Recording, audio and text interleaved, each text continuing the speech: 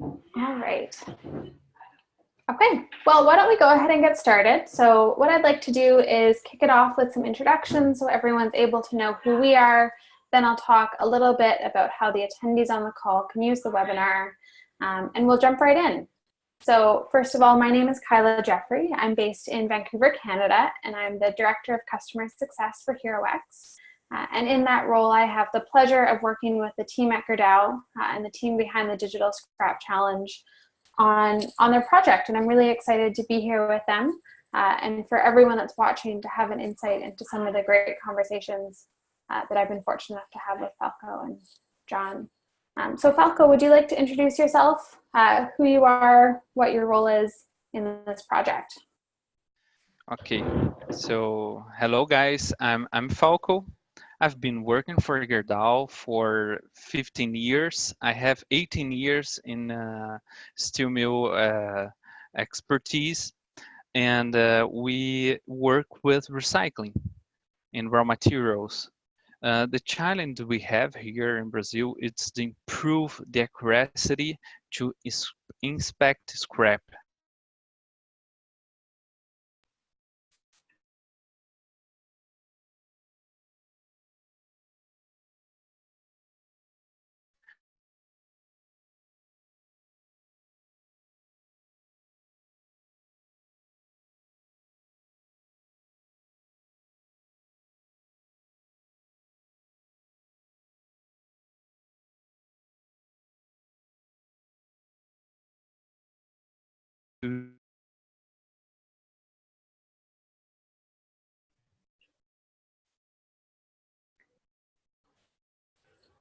So, Okay, sorry about that. I had some video connection problems. Can you hear me now?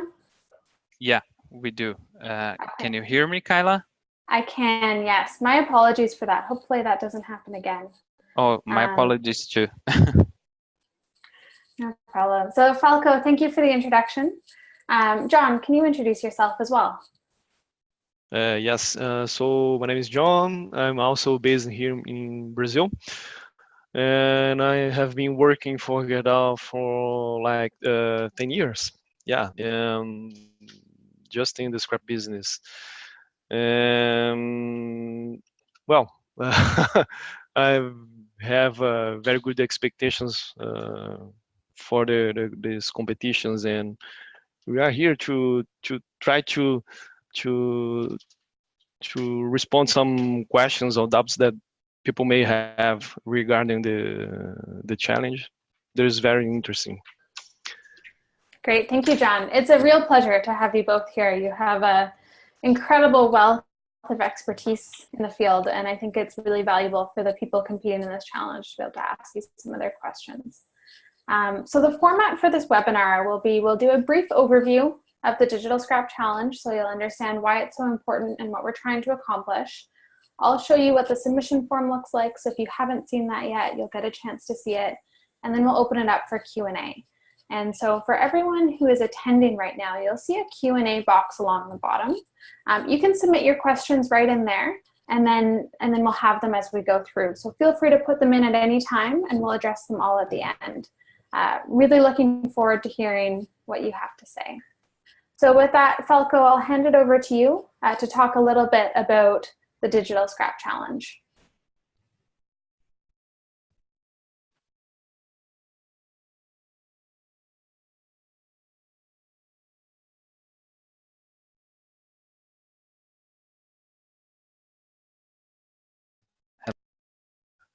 Okay, are you listening me? Yes, I can hear you. Okay, sorry. So the challenge is exactly about the scrap inspection we have nowadays. We have good scrap standards. They have different kinds of grades, and the way we do today is receive the truckload, any kind of truckloads in our melt shops or scrap yards. When we receive, we have a scrap inspector. This scrap inspector, they take a look at the truckload, they assume this different percentage of those grades, and then they classify the grades using this standard. This is the way we use to pay the scrap provider. The challenge today, we are assuming that the accuracy to do this, it's very low. So we need to improve this accuracy. We have already done the standards, they are good standard, but the procedure, they are not so good in accuracy. We are going to weigh the truckload. We can respect a little bit the way we do today because it's the way the market accept as the way we put the grades, but we can make, or we are guessing that the guys can supposed to give us some ideas, or this is the meaning of the challenge, a better way to do this nowadays. Great, thanks, Falco. So what I'm going to do is share my screen and just show you some of the really key parts of the challenge page so you have an idea of where to go for information, and then we'll open it up for that Q&A. Okay, can you see this? Awesome. So this is the challenge page for the Digital Scrap Challenge, and this is where all of the information that you need lives. So if you haven't already been on here, I would highly recommend you go and take a look. The really important part for you is the guidelines, and this is where all the rules of the competition are, where we describe what it'll take to win in this challenge, and things like the prizes, right? So Gerdau is offering up to $45,000 in prizes, and if you're the grand prize winner, that's a $30,000 prize purse for you. We also talk about some of the judging criteria. So there are minimum requirements that your submission must achieve to be able to be eligible for award, and then within that, some criteria that submissions will be ranked against each other with. So I highly recommend you take a look. The other really important part here is the submission form. So when you're ready, you can go ahead and click Accept Challenge. You'll need to accept the legal agreement, and then you'll be taken to the submission form. So this Begin Entry button will take you right there, and you can see all of the information that we're looking for in your submission. So this will really be the content that you need to be working on over the coming weeks. And you're welcome to go in and get started on this and fill it in, save it, come back later, and you can continue to edit it up until the final deadline. And so with that, I'd like to open it up for some Q&A. So please put any questions that you might have into that questions field in the bottom of the box. So first of all, I have one question for you. What is the problem that you're trying to solve? Why is this so important for you? What's not working currently? So this is important for us to have a good accuracy to inspect the scrap. Nowadays, when we have those different grades coming to the same truckloads with a lot of debris, we don't have a good methodology to evaluate those percentages by weight and by kind of grade. The biggest problem is that this scrap inspector just are guessing the volume of the grades they are inside of those truckloads. This is the main problem we have today. Great, thank you. So really very subjective, right? There's a lot is just due to the individual's analysis of it. And I think there's such a potential here to look at how technology can make a different solution. So what's the most important part of the scrap inspection process for you? The most important processes is exactly when the truckload getting to the scale. We are going to try to analyze what kind of scrap there is inside of the truckload. But when we dump the truckload, or when we unload this truck, we are going to have the small inventory. In that moment is the main goal to make the inspection. This is exactly the moment that the scrap inspector does his analysis, and here going to analyze it chooses the grades into this small inventory. Great. And can you tell me a little bit about Gerdau in the scrap industry? How many scrap yards does Gerdau have? What is the volume of scrap that you're recycling? Nowadays, we are, I don't have exactly the number, but probably in feed yards and big scrap yards at our melt shops, we have more than 70. Wow. And whereabouts are those located? We have the biggest volume, it's in Brazil, Canada, and US, and another of many Latin countries. Fantastic. Okay. So a couple questions about the trucks. Can you provide some more specifications on the trucks that are bringing the scrap into the scrapyard? Okay. We don't have a standard about the boxes of this truck. Can come in any kind of truck, only like a peddler coming with just a single piece of scrap or a huge container with 36 metric tons of scraps. So there is no standard for the load. And we have the miscellaneous of scrap mixed. Sometimes you have bushelings mixed with obsolete scrap. That scrap is generated for at the cities, like a fridge, wash machines, dishwasher, everything mixed. This is the main goal that we are trying to split and analyze when we dump or unload this truck. Got it. And I think you may have answered this a little bit, but someone asked you, do the trucks belong to Gerdau or to a third party? And who are the drivers that are bringing the trucks?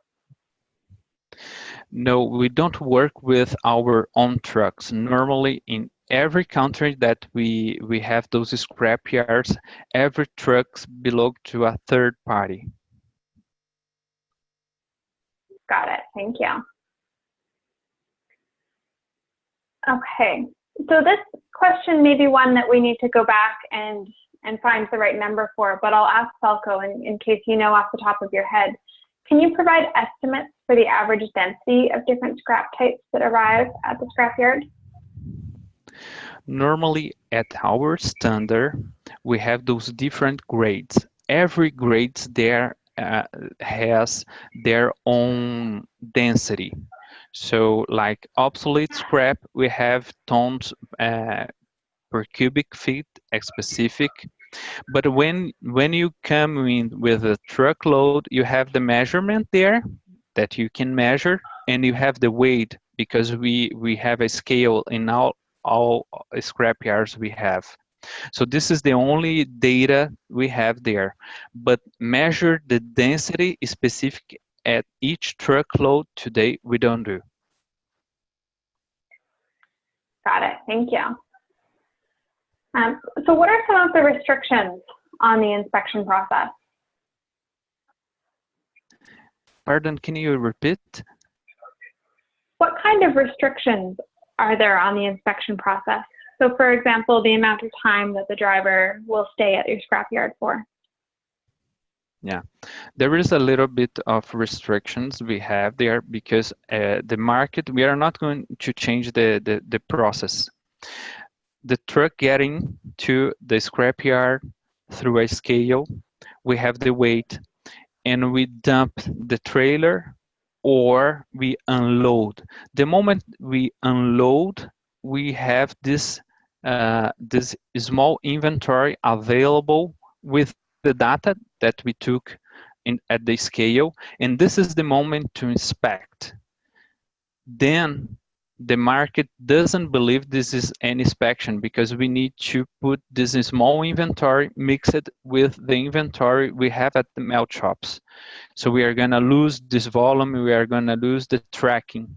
This is exactly the end of the scrap inspection. This is the restriction we have. Got it. So the scrap is dumped onto your scrapyard from the truck, and then you only have a certain amount of time before it goes off and joins a larger pile, right? So you've got to get it done then. Exactly. How much time does it usually stay in that pile before it needs to be moved off to the larger pile? Yeah, normally you have like 5 to 8 minutes to do so. It's the moment that you dump the trailer, the scrap inspector nowadays goes there, analyze the load, and decide to mix it with the other obsolete scrap or whatever is the grade. Got it. And so in this process right now, the truck driver is watching it happen. They're watching the scrap inspector take their notes and do their inspection. Is it necessary that he watches, and why? Normally, we have more respect when the truck driver take looks and see the scrap inspector doing their job. This is good. But if it's not feasible to do so, I think it's not a problem. This is a mindset we can change at the market. It's not a huge restriction. But today, all the time that we unload the truck or dump the truck driver, they see the event, and always he's besides the scrap inspector to take a look what the grade they are choosing. Got it. And so when they're looking at that, they're also looking for debris, right, or non-valuable scrap. Yes, so we have our standard, and there is many grades. These include ferrous and no ferrous material, but we deduct debris because it's not no metallic stuff. So this is another thing that we need to recognize. It's the scrap, ferrous, non-ferrous, and debris. Got it. And so the amount of money that you pay the truck driver is based on the results of this inspection and the grades and how much is the non-ferrous and ferrous material. Exactly. The grades has different prices, and we deduct the debris, so we don't pay them. Got it. Okay, and can you cut the scrap in the process of kind of unloading it? Can you do anything to the scrap material then?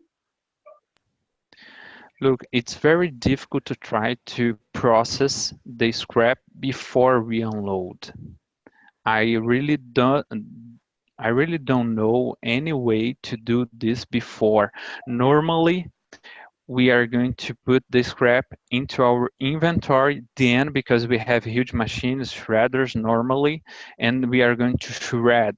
But this is 20 tons an hour, so we need to have a lot of truckloads to feed this machine. So it's not feasible for us in the volume of scrap we're receiving today a day. I think it's not feasible to do. Got it. So this question is similar from someone else. Is it necessary to separate the material according to their origin, as described in the ISRI manual? So as an example, to separate steel coming from cars from steel coming from railroads from cans? Or would just the overall chemical composition be enough to determine the scrap value, regardless of their origin or their size? Normally, we separate by these grades. It's ISRI grade. Someone mentioned that it's exactly the grades we respect. But normally, we do so with big RUPs.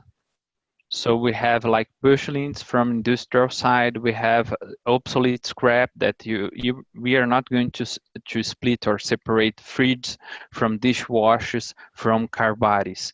We mix everything together. This belongs to the obsolete grade. I don't know if I answer. Yeah, if that was your question, feel free to put again if there's anything that you'd like to clarify there, but that sounded like the right answer to me. Okay. Can you list a few of the reasons of why you don't have the accuracy you're looking for now? The problem when we have two different grades and some debris mixed at the same truckload, we don't separate. It's not feasible to put again half of the inventory unloaded to another truck and try to wait. It's not feasible to do today because it's very expensive. You're going to spend a lot of money, and if you receive like a small scrap yard or feed yard as we call today, 200 truckloads, trying to figure to do this for 200, it's not feasible. It's difficult to do. It's difficult to handle with.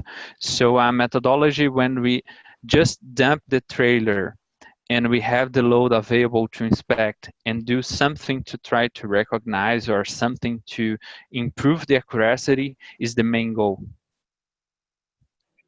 Got it. That makes a lot of sense. So we talked a little bit about debris and impurities.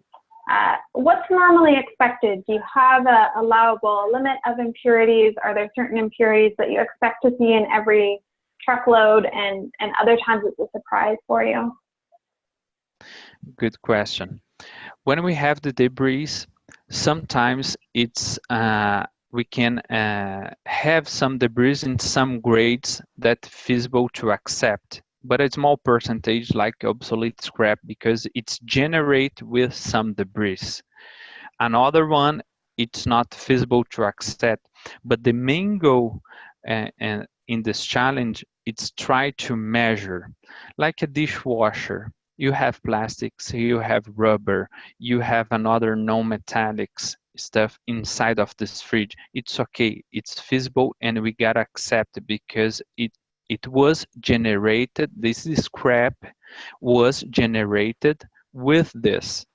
But when we have a lot of debris like rocks, concrete, sand mixed between this trailer or truckload, it's important to measure this because this is we need to deduct.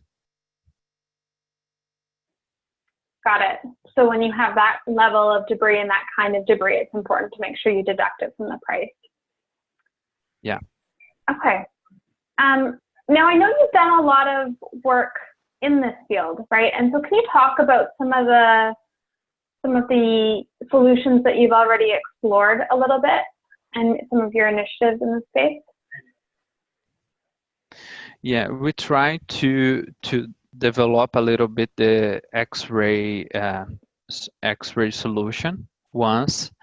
The only problem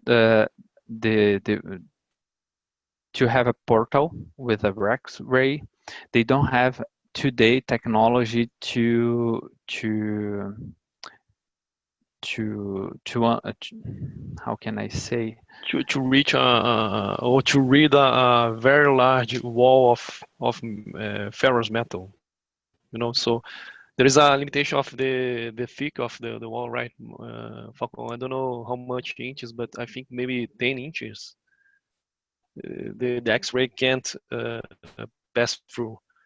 So we can have good read of the scrap that we receive by truck. So there's a limitation using X-ray. Got it. So how come you're now looking to crowdsourcing for a solution? Yeah, when we did this was the first initiative. The second one we were working with MIT.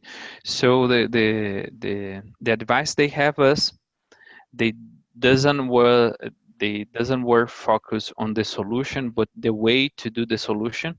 The focus to use the crowdsourcing, it's because we need to mix different technologies to achieve this goal. So we are not going to have a super X-ray to do so. So we need to mix some different technologies and sometimes methodology to do so to achieve this goal. Yeah, and I think that's where this is so powerful, right? We have people from all over the world on this webinar and people from all different backgrounds and expertise. And in a lot of the case, you're probably not from the scrap recycling industry. And that really gives you a unique perspective to look at this problem and to bring some of those technologies that are from outside of this industry to this problem. So I think that's a really exciting part of it. Okay. Can you talk a little bit about the judging process? Okay. So we have already decided who is going to be the judge. We are waiting for the proposal they have. We can decide the best one, but we are taking count it's feasible in a short term than in a long term. Yeah, absolutely. I'm going to share my screen for this question as well.